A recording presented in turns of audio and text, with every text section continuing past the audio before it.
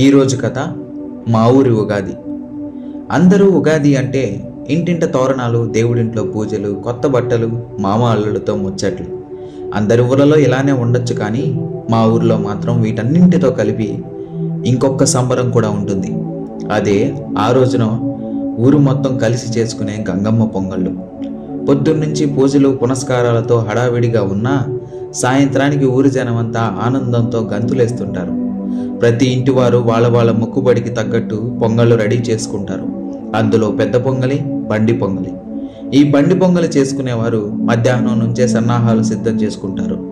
ముందుగా ఎద్దుల బండిని అందంగా అలంకరించడం, బసవన్నలకి స్నానం చేయించడం, పచ్చటి పొలాల్లో రంకెలు వేయిస్తూ పరిగెత్తించడం, వాటి కొమ్ముల మొనలకు ఇంకొంచెం పౌరుషం అందించి మెడలో గంటల మాల వేసి నడుముకి నల్లతాడు బిగించి, బసవన్నకు బిగించిన నల్లతాడుకి రంగురంగుల బుడగలు కట్టి కుంకాలు చల్లుతారు. ఒక కాలుకి కట్టిన గజ్జెలను ఇంకొక కాలికి తగిలిస్తూ కన్నెగరేస్తున్న బసవన్నలను చూస్తుంటే చూసిన వాళ్ళ గుండె నుంచి పొంగుకొస్తున్న రాజసానికి సంకేతంగా వాళ్లకు తెలియకుండానే వారి చేయి మీసం మీదకి వెళ్ళిపోతుంది. అంతా సిద్ధం అన్నాక అమ్మవారి కోసం చేసిన పొంగలి, పలహారాలు బండిలో పెడతారు.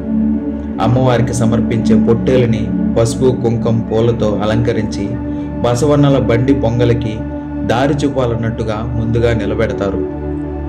ఇంకేముంది, పలకల దరువులు మ్రోగుతుంటాయి. దరువులు విన్న ఎద్దులు బొసల కొడుతుంటాయి. వాటిని అదుపు చేయడానికి అటు ఇటు ఇద్దరు మనుషులు. ఇంటి పెద్ద బండి మీద కూర్చుని పగ్గాలు విసిరి ఆ అంటే కదిలింది బండి. పొట్టేలు గంగమ్మను వెతుక్కుంటూ ముందు వెళ్తుంటే ఆ వెనక బసవన్నల బండి. ఆ బండి వెనక కదిలిన ఊరి జనం. ఈ రోమాంచిత దృశ్యాన్ని చూడ్డానికి రెండు కళ్ళు సరిపోవు.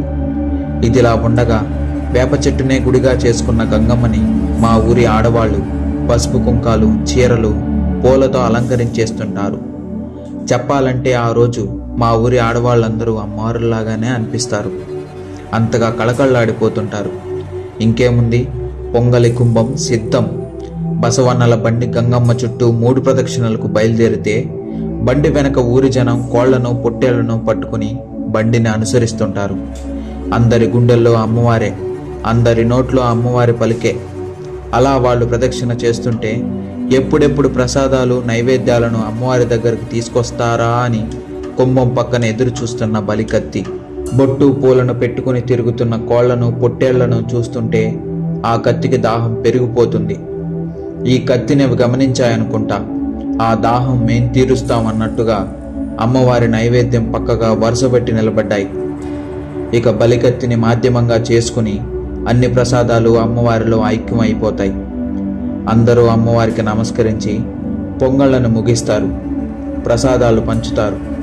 ఎందుకో తెలీదు, అప్పుడొస్తుంది బండికి కట్టిన బసవన్నలకి ఉద్రేకం. పెట్టిన పొంగళ్ళకి అమ్మవారు సంతోషించినట్టుగా బసవన్నలు ఎగురుకుంటూ, రంకెలు వేసుకుంటూ కోలాహలంగా ఇంటికి చేరుకుంటాయి. ఇదే మా ఊరి Ugadi. Thank you so much for watching. Like చేయండి, షేర్ చేయండి, కమెంట్ చేయండి అండ్ సబ్స్క్రైబ్ చేయండి.